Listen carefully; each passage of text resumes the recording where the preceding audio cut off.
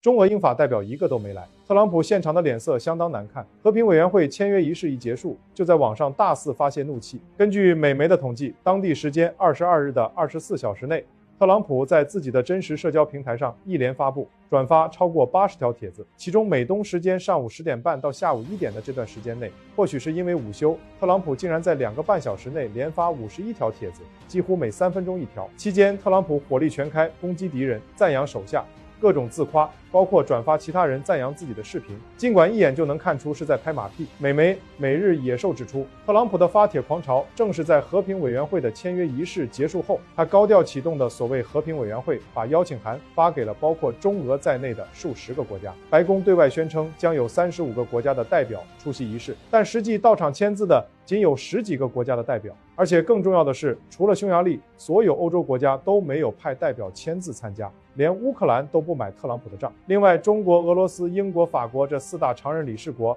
也没有任何一个国家派人出席，不搭理这茬。要知道，几天前就在华盛顿，特朗普可是口口声声号称要让和平委员会取代联合国，结果4大常任理事国根本不买账。看看这次派代表参加签字仪式的国家，就知道这个自诩要取代联合国的和平委员会究竟有多少含金量了。蒙古国、哈萨克斯坦、乌兹别克斯坦、阿塞拜疆、亚美尼亚、印尼、巴拉圭、阿根廷、沙特、土耳其。现场照片显示，特朗普在签署仪式上根本笑不出来，一副无奈又憋着一股气的表情。然而残酷的现实就摆在面前，签字仪式结束后，特朗普只能把怒火释放到社交媒体上，但实际上关于特朗普生气的原因，美媒分析的并不完整。和平委员会的冷遇只是一部分，中方领导人虽然没有参加此次达沃斯，但中国却成为了此次论坛的焦点话题，在许多场合都压过了特朗普的风头，并形成鲜明对比。首先就是加拿大总理卡尼的演讲，这位刚刚结束访华之行，与中方达成贸易协议的加拿大总理，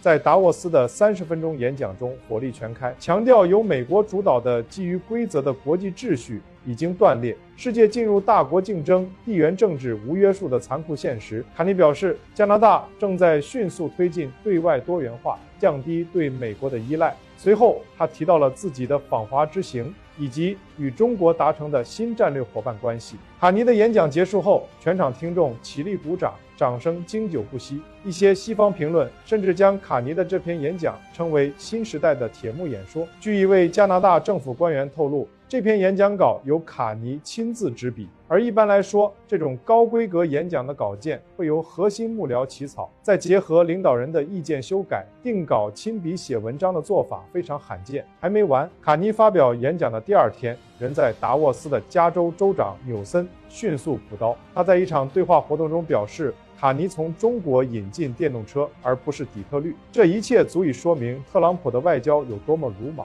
同日，德国总理默茨在演讲中提到了中国，盛赞中国凭借战略远见以跻身全球大国之列，强调中国的崛起与美国外交政策的重塑共同构成了当年全球的新格局。法国总统马克龙则在演讲中欢迎中国对欧盟进行更多直接投资。而与此同时，特朗普则在接受采访时警告，若欧洲抛售美国资产，美国将实施猛烈报复。这里的起因是丹麦此前抛售美债，并引发市场猜测，即欧盟可能会通过抛售美债来反制特朗普的最新关税威胁。别说本来就跟特朗普不对付的欧洲了，就连一向被特朗普视为铁哥们的阿根廷总统米莱，这次在出席达沃斯论坛时也一反常态。他表示，阿根廷不会也不必在中美之间选边站队，中国是一个伟大的贸易伙伴，阿根廷希望继续与中国保持贸易往来。特朗普去年给阿根廷的200亿美元援助的确很香，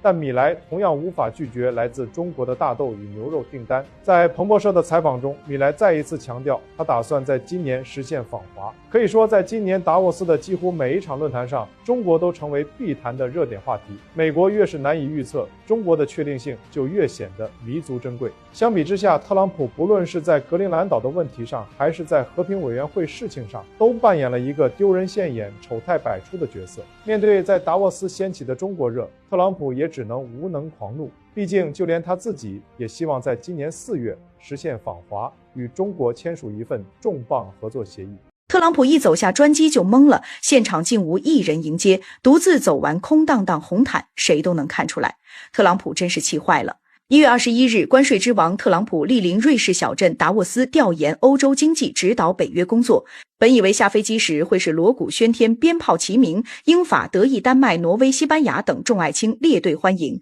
三军仪仗队礼炮不要钱的放，脸抹腮红的童男童女上前献花。然而真实场景却是无人接待、无人喝彩，甚至无人。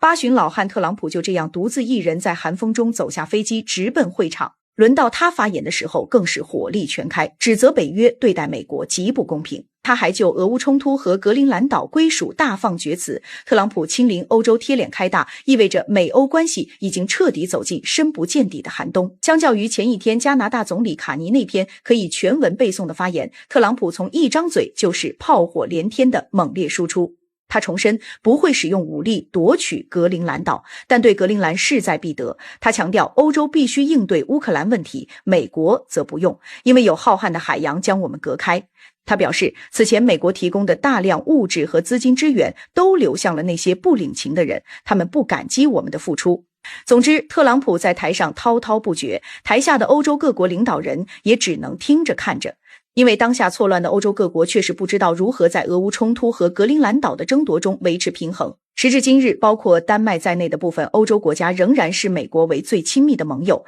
但是美国一次次的背刺着实让这些国家无所适从。其他欧洲国家在一次次领教到特朗普的厉害之后，甚至不惜做出违背祖训的事情，开始在俄乌冲突上向美国靠拢，向特朗普看齐，向俄罗斯示好了。1周前，莫茨在一次讲话中表示，俄罗斯是一个欧洲国家，如果欧洲与俄罗斯能实现关系平衡，和平就能得到保障。此言一出，友邦惊诧，要知道就在上个月，莫茨还将普京比作希特勒。莫茨作为一个德国领导人，评价俄罗斯总统是纳粹头子，这种逻辑就好比高市早苗说特朗普是美国的东条英机。身处风口浪尖的丹麦也没好到哪儿去，指挥北约37人大军参加首岛演习的丹麦陆军少将索伦·安德森在接受媒体采访时说，此次演习并非针对美国，而是为了阻挡俄罗斯保护北约的侧翼，捍卫北极方向的安全。但是当记者追问有没有在附近发现特朗普所说的到处都是中俄船只时，索伦则干净利落地回答，没有。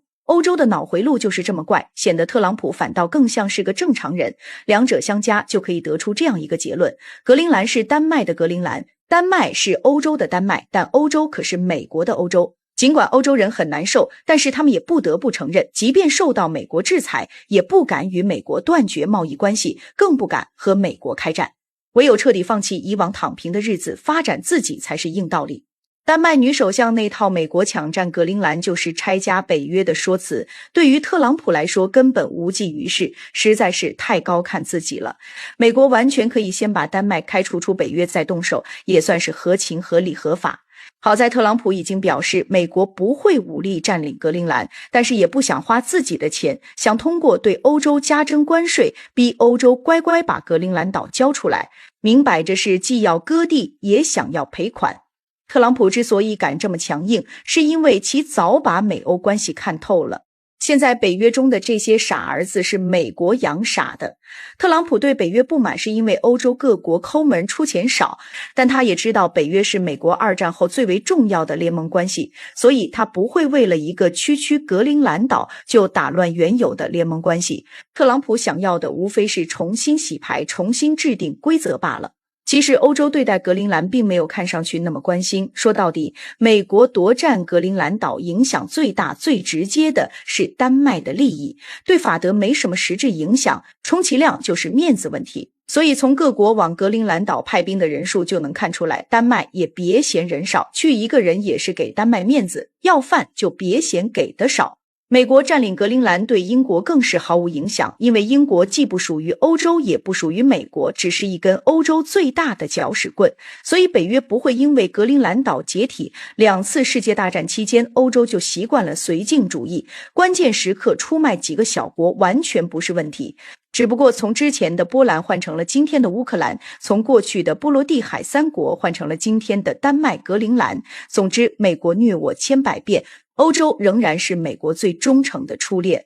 昨天，特朗普与北约秘书长吕特进行了会晤。特朗普原则上同意了同吕特制定的关于格陵兰岛乃至整个北极地区未来协议的框架，因此他不会实施原定于2月1日生效的对欧洲8国加征关税的措施。看到了吧？对于美国来说，只要欧洲服软，就还是爸爸的好大儿。这样的结果代表着美国侵吞格陵兰岛得到了北约的默许。而欧洲被取消了苛捐杂税，可谓是双赢。至于丹麦和乌克兰一样获得了荣耀，提到乌克兰就不得不提到泽连斯基。要知道，乌克兰和丹麦在2024年2月可是签订过一份有效期长达10年的两国安全合作协议。该协议约定丹麦向乌克兰提供军事和财政支持，并为乌克兰未来加入欧盟和北约提供支持。这就意味着，一旦美国武力夺取格陵兰岛，乌克兰有义务出兵抗美援丹。但是自从年初美国动了夺取格陵兰岛的念头后，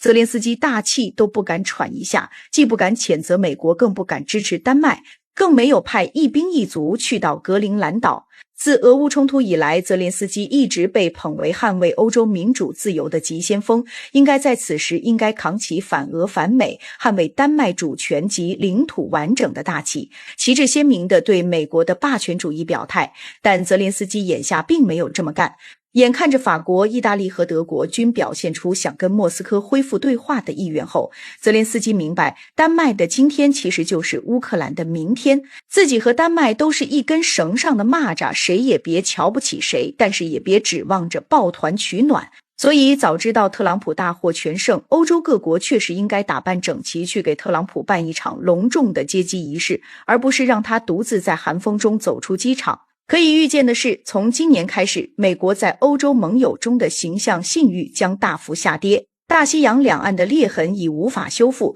唯有保持表面上的和平与和谐，才能让彼此将北约这一名存实亡的脆弱联盟继续维系下去。连续3次挑衅中国，动摇新加坡的立国根基，终于李显龙忍不住了，他不是暗示，不是敲打，而是当着全世界的面，直接叫黄循财闭嘴。前几天已经卸任的李显龙，在一场国际论坛上罕见发声，他没有谈经济，没有谈选举，而是直接点名美国对委内瑞拉的军事干预。李显龙说了一句极重的话，当一个强权可以随意处置一个小国，那小国的命运只有一个结局，这不是替委内瑞拉说话，而是在警告新加坡。紧接着李显龙话锋一转，他公开批评现任总理黄循财，说他居然把一个只有600万人口的小国当成大国交易的筹码，说黄循财正在把新加坡从规则的维护者一步步推向大国的附庸。一句话总结，这是在把新加坡推向灾难。要知道李显龙已经卸任，按理说不该再问政，但他看不下去了，因为黄循财这段时间连续3次在核心问题上直接挑战中国，而这3次每一次都踩在新加坡的生存红线上。去年11月，中日关系最紧张的时候，黄循财突然发声，质问中国为什么东南亚国家都能和日本友好相处，唯独中国一直揪着历史问题不放，甚至公开表示支持日本在地区安全中发挥更大作用，称日本是东南亚最受信赖的伙伴。问题是，新加坡、马来西亚、印尼都曾是日军屠刀下的受害者，为讨好日本选择性遗忘历史，这是战略失明。1个月后，黄循财又在台湾问题上发声，要求中国向前看，处理好两岸关系。这已经不是外交表态，而是触碰中国核心利益。对一个靠中立立国的小国来说，这是极其危险的动作。真正引爆问题的是第3次，黄循财对加拿大媒体公开说，新加坡将配合美国芯片管制，绝不让中国多拿一片芯片。这句话一出，整个东南亚都炸锅了。一个靠转口贸易立国的国家，居然公开宣布要当美国制裁中国的执行者，这是战略自残。因为新加坡只有700平方公里，没有纵深，没有资源，没有军事实力。新加坡活了60多年，靠的只有一件事，中立，不是选边，而是让所有大国都离不开你。这是新加坡的生存法则，不是外交选项。李显龙提委内瑞拉不是偶然，委内瑞拉曾经是拉美最富裕国家之一，人均 GDP 超过阿根廷。他的问题只有一个，站队。当美国需要他的石油，他是盟友；当美国不需要了，他就是目标。今天美国对委内瑞拉动武，不是因为民主，不是因为人权，而是因为资源。小国一旦失去中立，盟友就会变成掠夺者。黄循财是经济官员出身，习惯用算账的方式理解世界。他以为配合美国芯片管制就能保住新加坡产业链，但国际政治不是商业谈判，信誉一旦丢了，多少钱都买不回来。第一，新加坡的区域影响力断崖式下跌，东盟国家开始重新评估新加坡。第二，中国对新加坡的战略投入正在明显下降，一带一路项目占比已从 12% 跌到 7%。第三，美国会不断加码要求站队，一次妥协就会有无数次李光耀无作动。李显龙用几十年时间把新加坡建成一个平台，平台拥有主动权，而黄循财正在把新加坡降格成一枚棋子，棋子的结局只有一个，随时被牺牲。这不是战略调整，这是战略自杀。